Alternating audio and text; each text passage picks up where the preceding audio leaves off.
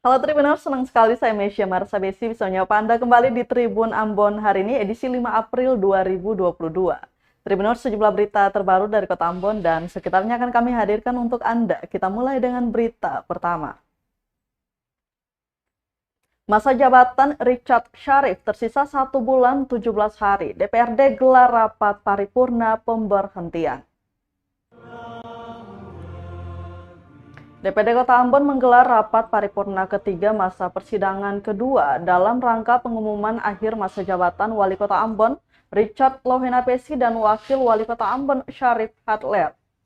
Mengingat masa jabatan Richard Syarif tersisa 1 bulan 17 hari, Ketua DPD Kota Ambon Eli Toisuta dalam sambutannya menerangkan, rapat tersebut sudah sesuai amanat Undang-Undang Nomor 23 Tahun 2014 tentang pemerintah daerah yang termaktub dalam Pasal 78 Ayat 2 huruf A, menyatakan bahwa kepala daerah dan atau wakil kepala daerah diberhentikan sebagaimana dimaksud pada ayat 1 huruf A karena berakhir masa jabatannya.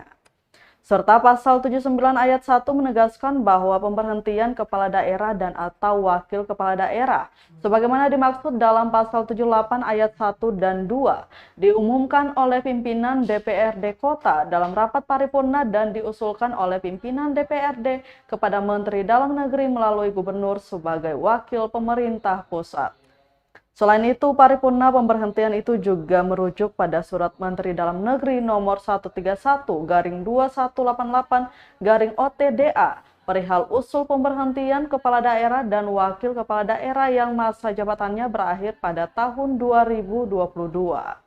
Serta Surat Pemerintah Provinsi Maluku Nomor 131/861 bersifat sangat penting perihal persiapan akhir masa jabatan wali kota dan wakil wali kota. Diketahui dalam rapat tersebut hadir lengkap pimpinan dan anggota DPRD Kota Ambon serta seluruh organisasi perangkat daerah atau OPD lingkup pemerintah kota atau Pemkot Ambon. Dalam rangka pelaksanaan tugas saya dan Pak Syarif Hadler sebagai wali kota dan wakil wali kota Ambon periode 2017-2022. Mengingat keterbatasan waktu yang ada, maka kami berharap saudara wali kota dan saudara wakil wali kota Ambon untuk dapat memaksimalkan pelaksanaan kegiatan yang telah dituangkan dalam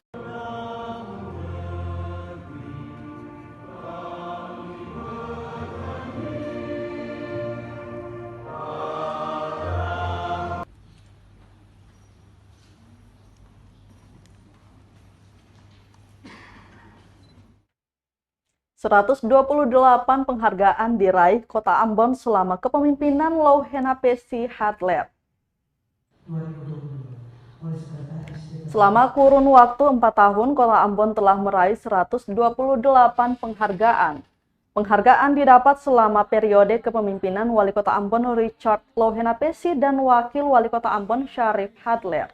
Lohenapesi saat rapat paripurna DPRD Kota Ambon merincikan 34 penghargaan di bidang pelayanan publik, 14 penghargaan di bidang lingkungan hidup, 15 penghargaan untuk inovasi daerah, serta 49 penghargaan atas kinerja pemerintah Kota Ambon dan 16 penghargaan di bidang pariwisata, seni, dan budaya.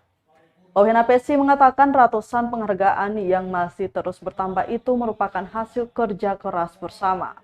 Wali kota yang akan mengakhiri masa kepemimpinan pada Mei 2022 mendatang ini menegaskan untuk tidak mengutamakan penghargaan, melainkan berfokus pada kerja keras dan bertanggung jawab. Yang saya hormati rekan-rekan Forkopimda Kota hadir bersama kita, yang saya kasihi tidak pernah surut sampai batas akhir pengabdian kami nanti. Sebab bagi kami, kepemimpinan itu tindakan dan bukan jabatan.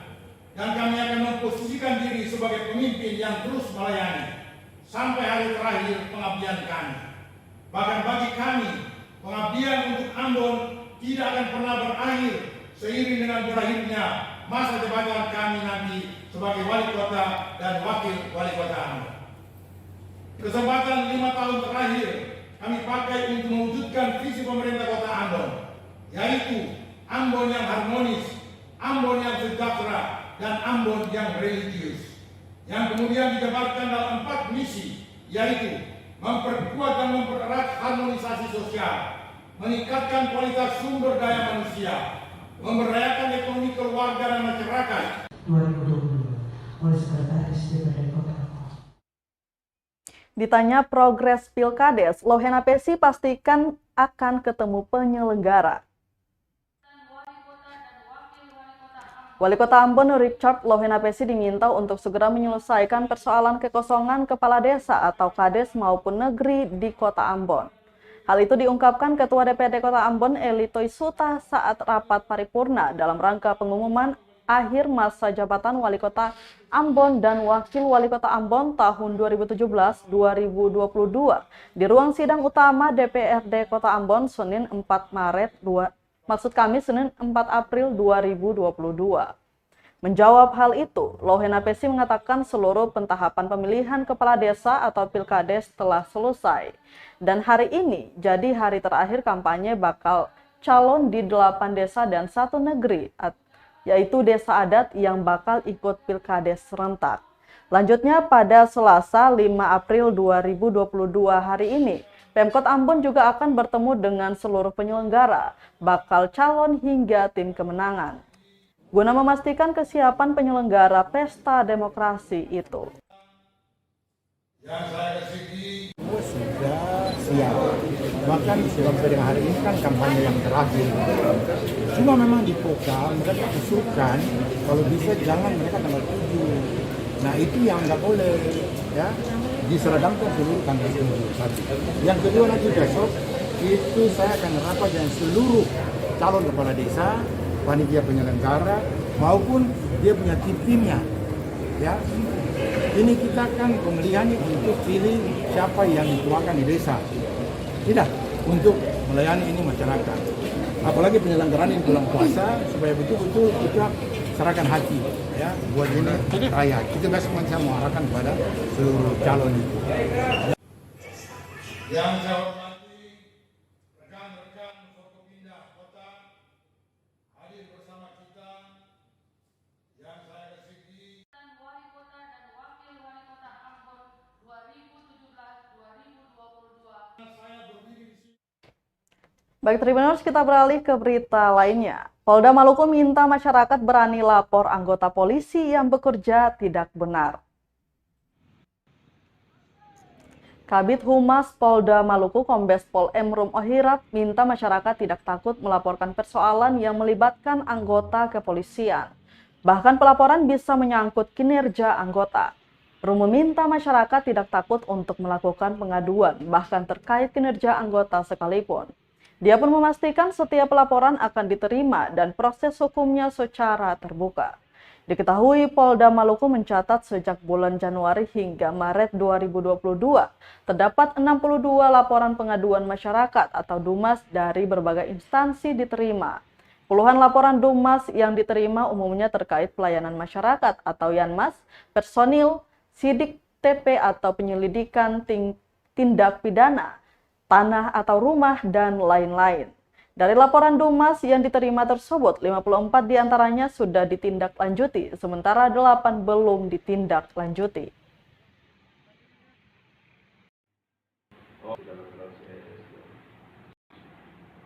Untuk masyarakat supaya jangan takut lapor ada anggota ini. Berharap masyarakat agar bisa juga melakukan pengawasan kepada polisi.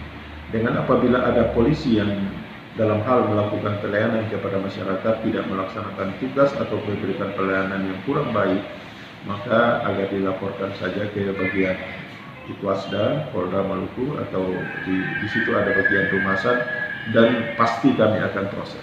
Proses Pak ya, tidak ditindaklanjuti aja.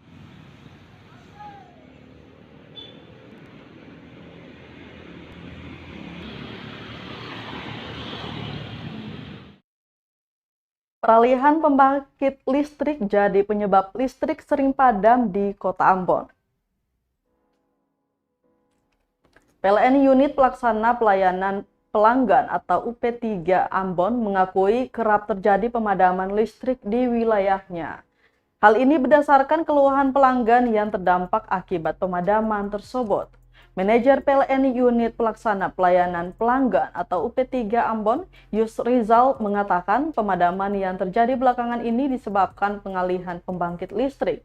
Jika sebelumnya pasokan listrik bersumber dari kapal pembangkit listrik LMFPP Karadeniz Powership Yasin Bey milik Turki, kini dialihkan ke kapal pembangkit listrik terapung Berge Mounted Power Plant atau BMPP Nusantara 1 milik PT Indonesia Power. Yusrizal melanjutkan dampak dari pergantian pembangkit listrik itulah yang membuat kota Ambon sering padam. Pasalnya, kata dia, untuk peralihan pembangkit listrik dibutuhkan penyesuaian terlebih dulu, sehingga kinerjanya bisa kembali normal. Ia pun meminta masyarakat kota Ambon bisa memaklumi kondisi yang sementara terjadi saat ini. Meski begitu, ia mengaku akan tetap memberikan pelayanan yang terbaik bagi pelanggan PLN yang ada di kota Ambon. Salah satunya adalah kesiapan kita dalam Ramadan ini.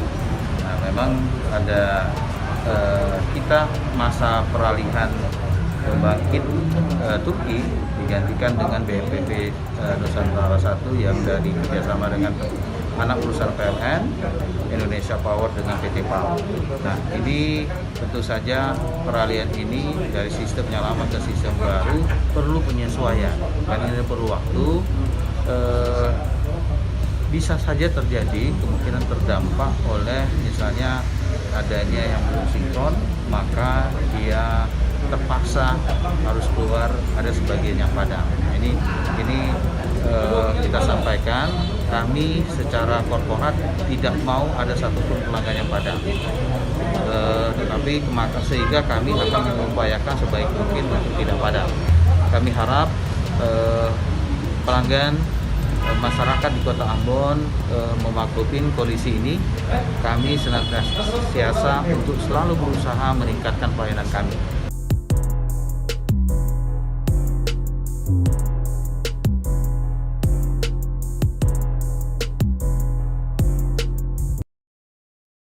Jawab keluhan sopir angkot Paso, DPRD Kota Ambon hadirkan PT Pertamina. Komisi 2 DPD Kota Ambon menggelar rapat bersama antara supir angkot jurusan Paso Ambon dengan PT Pertamina Selasa 5 April 2022. Rapat tersebut guna menjawab keluhan para supir terkait kelangkaan BBM jenis Pertalite yang disampaikan pekan lalu. Ketua Komisi 2 DPRD Kota Ambon, Jafri Taihutu, menerangkan dari hasil rapat tersebut membuktikan bahwa sebenarnya tidak terjadi kelangkaan Pertalite. Hanya saja pasca keputusan pemerintah pusat untuk menaikkan harga Pertamax, kemudian konsumen Pertamax pindah ke Pertalite. Diberitakan sebelumnya sejumlah sopir angkot jurusan Paso seruduk kantor DPRD Kota Ambon Jumat 1 April 2022 siang. Kedatangan mereka untuk menyampaikan aspirasi terkait adanya kelangkaan BBM jenis Pertalite di SPBU Paso. Karena itu ini jadi skala prioritas dan sekali lagi, nah setelah dicek and recheck tadi ada migrasi konsumen dari Pertamax ke Pertalite. Karena keputusan pemerintah terakhir itu kan harga Pertamax melambung di angka 12.000 sekian. Dan harga Pertalite itu turun kan. Jadi harga 7.000-an ya, 7.000 sekian. Turun ke 7.000 juga kan. Oh itu. Sehingga orang yang awalnya mengguna Pertamax akhirnya balik lagi ke Pertalite. Alasan itu yang SPBU dan tadi Pertamina mengatakan ada indikasi yang dulu konsumsi atau yang beli Pertamax itu ke Pertalite. Komisi meminta kepada Pak Jawab keluhan supir angkot Paso, Pertamina pastikan stok Pertalite di Ambon aman. Sales Branch Manager Pertamina Wilayah Maluku, Yunus Muharaman, memastikan stok bahan bakar minyak atau BBM jenis Pertalite di Ambon aman. Hal ini disampaikan guna menjawab keluhan para supir angkot jurusan Paso Ambon pekan lalu. Kata dia, supir angkot tak perlu khawatir terkait kelangkaan Pertalite. Hanya saja PT Pertamina akan meningkatkan pengawasan di setiap SPBU terkait pola penjualan. Sementara itu berdasarkan hasil rapat, Ketua Komisi 2 DPRD Kota Ambon, Jafri Taihutu menyimpulkan bahwa kelangkaan Pertalite terjadi akibat konsumen Pertamax yang beralih ke Pertalite. Hal itu terjadi pasca keputusan pemerintah pusat untuk menaikkan harga Pertamax dari Rp9.200 menjadi Rp12.500 per liter. Pak Yusuf dan Pertamina untuk lakukan tugas-tugas pembinaan khusus. Teman-teman sudah simak juga bahwa dari Pertamina kita akan terus pengawasan kembali. Cuman intinya sih Pertalite tetap tersedia ya di semua SPBU. Ini lebih kepada pengawasan masing-masing aja, karena tanggung jawab pengawasan sebenarnya bukan hanya di Pertamina tapi di seluruh pihak. Ya untuk masalah jerigen kita sudah tegaskan tadi, sebenarnya untuk tujuan yang sudah ada rekomendasi dari dinas, misalnya untuk perikanan itu boleh. Tapi kalau itu untuk pengecer tidak ada yang dibenarkan, itu ilegal. Ya jadi kita sama-sama kawal aja. Mungkin teman-teman juga bisa lihat kalau nanti banyak jerigen-jerigen lapor aja ke Pertamina. Itu tidak bisa dibenarkan. Jadi fokus kita Pertalite tetap tersedia di semua SPBU, dan untuk supir angkot nggak usah khawatir sama ojek bahwa kita tetap sediakan untuk layani masing-masing. Oh jika antrian di beberapa SPBU terkait Pertalite. Jadi sedikit kami sampaikan Bapak bahwa untuk tahun perihal antrian di beberapa SPBU terkait Pertalite. Jadi sedikit kami sampaikan Bapak bahwa untuk tahun 2000. Tribuners, kita masuk ke berita terakhir. Alasan terjadi penumpukan sampah di TPA Batu Buoy Pulau Buru dari akses jalan hingga armada mengalami kerusakan. Penumpukan sampah kembali terjadi di tempat pembuangan akhir atau TPA kawasan Desa Batu Buoy, Kecamatan Namlea, Kabupaten Buru, Selasa 5 April 2022. Sampah yang menumpuk pun mengganggu kenyamanan warga sekitar karena meluber hingga ke bibir jalan. Kepala Bidang Pengelolaan Sampah dan Limbah Bahan Berbahaya Beracun atau B3 Dinas Lingkungan Hidup atau DLH Kabupaten Buru, Dwi Dharma Tuan Kota mengungkapkan, akses jalan menuju TPA di Desa Boy menjadi kendala pengangkutan. Selain itu, alat berat pengangkut sampah juga tengah diperbaiki sehingga memperlambat proses pengangkutan, akibatnya sampah terus menumpuk. Dia pun mengimbau agar masyarakat sekitar yang belum sadar agar tidak membuang sampah sembarangan, melainkan di tempat yang telah disediakan.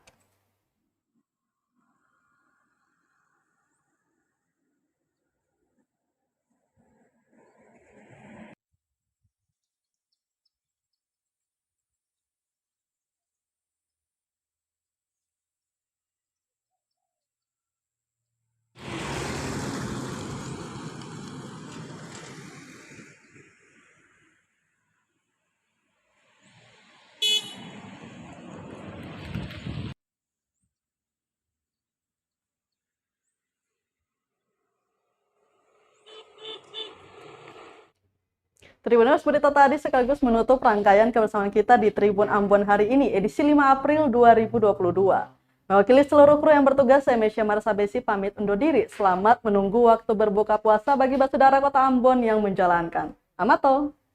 Terima kasih sudah nonton. Jangan lupa like, subscribe, dan share ya.